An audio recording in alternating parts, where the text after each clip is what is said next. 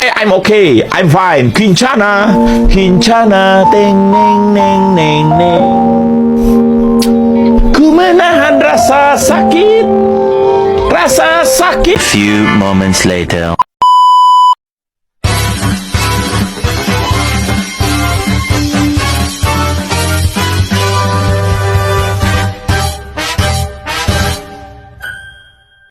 Berikut adalah alat dan bahan.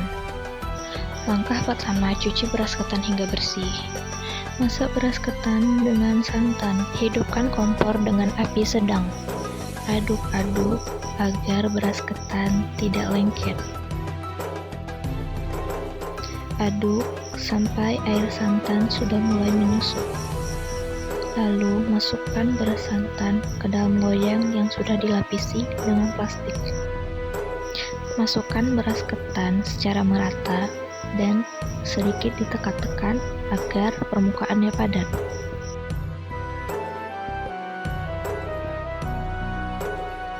Masukkan ke dalam dandang, tunggu sampai beras ketan setengah matang. Sambil menunggu beras ketan selesai, kita bisa membuat selai srikayanya. Yang pertama, masukkan telur.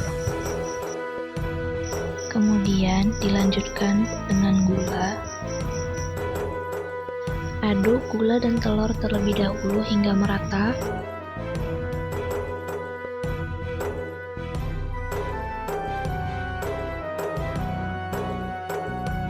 Jika sudah rata, kita bisa menambahkan santan ke dalamnya.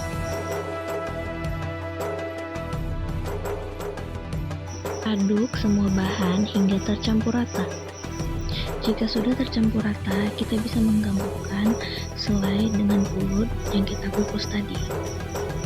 Pastikan selai srikaya menutupi semua beras ketan dan perbandingannya 1:1.